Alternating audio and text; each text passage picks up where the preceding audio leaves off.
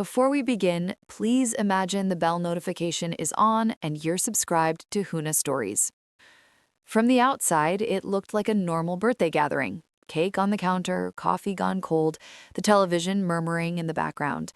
If someone had walked past the open door, they would have seen a family doing what families do, existing in the same room without touching. He stood near the kitchen island, hands loosely folded, already preparing himself to leave. He had learned to arrive light, with no expectations to carry home.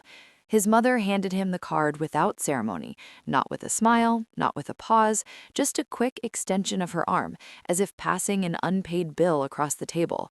"Don't expect much," she said. He opened it because that's what people do with cards. The handwriting was sharp, deliberate. "Far happy birthday to the family LEECH. Maybe this year you'll grow up." There was no dramatic intake of breath, no visible reaction, just a small recalibration behind his eyes, like a lens being adjusted. His brother laughed, not nervously, comfortably, like this was familiar material. Their father didn't turn around from the television. "We should have cut you off years ago." The words landed and stayed where they fell. No one rushed to soften them. No one checked his face. He nodded once, a reflex he'd developed long ago and meant to keep things moving. He slid the card back into the envelope and placed it on the counter beside the knife he'd bought for them last year.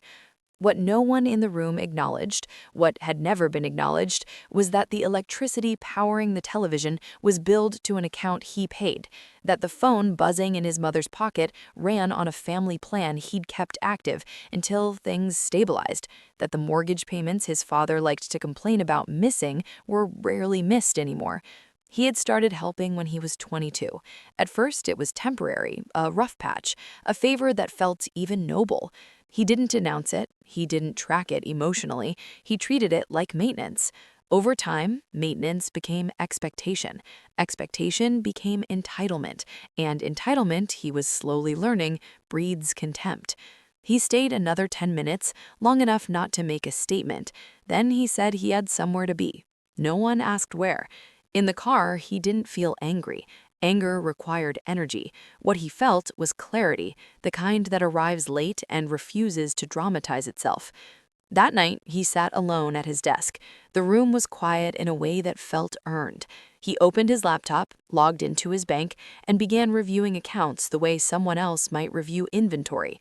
There was no ceremony to it, just permissions, access names, next to checkboxes. He removed his card from the utility account, disabled auto pay on the phone plan, canceled the streaming services he didn't use but still funded, paused the recurring transfer labeled Family Help, a name he'd chosen years ago when it still felt accurate. Each action generated a confirmation, time-stamped, neutral.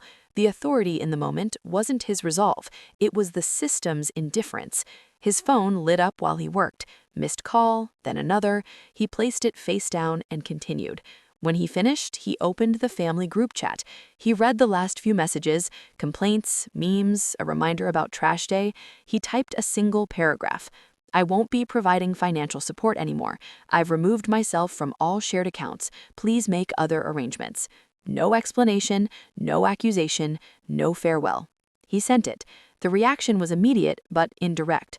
Calls went unanswered, voicemails stacked up, messages arrived in waves, confused, then angry, then oddly conciliatory. "What is this about? You didn't have to do it like this. If families don't keep score." He didn't respond. Over the next few days, the consequences unfolded without his participation. Utilities sent notices, service interruptions followed policy. The family, accustomed to problems resolving themselves, was forced into visibility. His father left a voicemail that was mostly frustration and disbelief. His mother texted that he was being dramatic. His brother asked if this was some kind of lesson. He deleted nothing, he answered nothing. A week later, his father showed up at his apartment. He stood in the doorway,